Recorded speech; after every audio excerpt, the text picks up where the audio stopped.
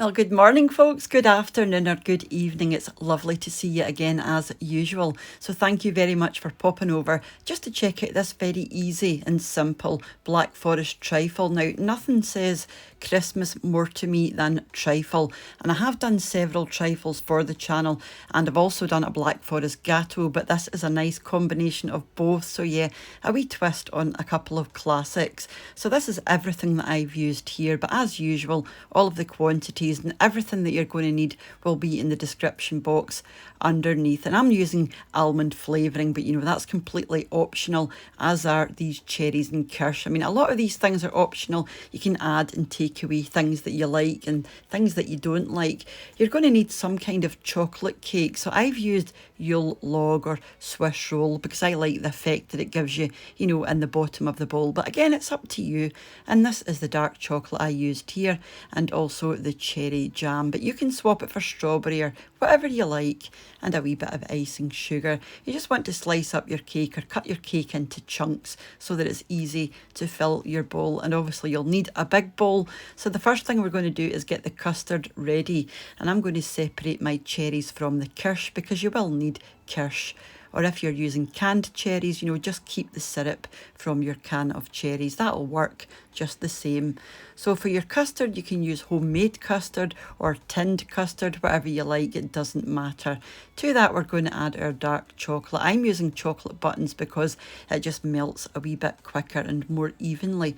So just keep heating that on quite a low heat until it's nicely combined. And when it's nicely combined, set that to the side to cool. You don't need this to be cold, but obviously you don't want it steaming hot. So move on and do your cream. So I've got some cream, some icing sugar. I'm going to put a wee bit of almond in there because I like the combination of almond and cherry, but again, that is optional. So whip that till it's nice and thick, and then it's time to assemble. This is the good part.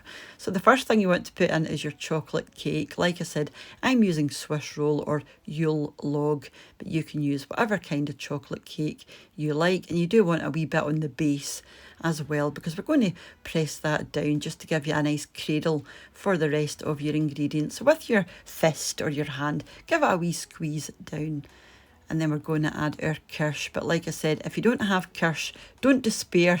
You can use some, you know, the syrup from your can of cherries, whatever you've got. You just want a wee bit of moisture in there, and it helps your cake stick to the bowl as well.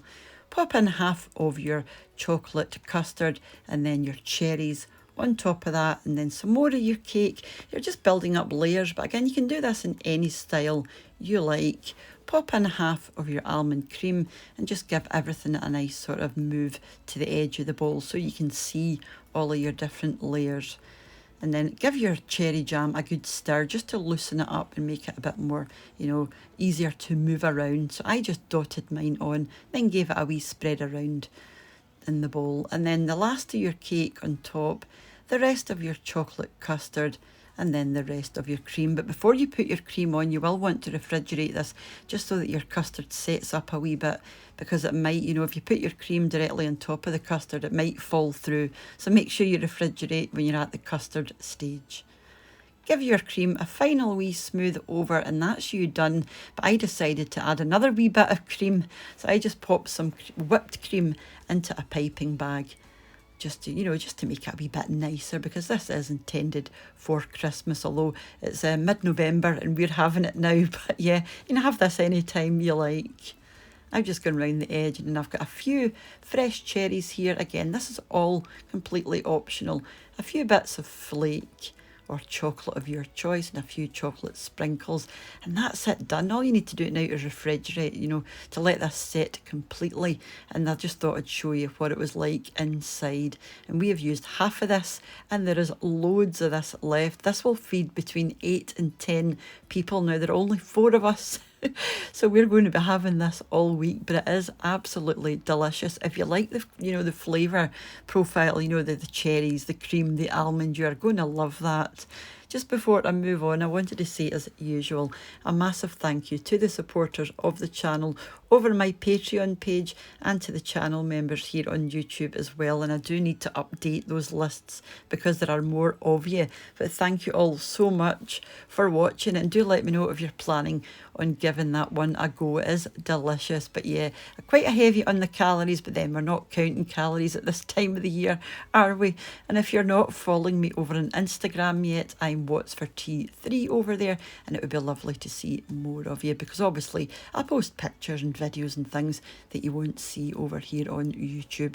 So you have a brilliant rest of your week, and I'll catch you off soon back here on What's for Tea. Take care. Bye now.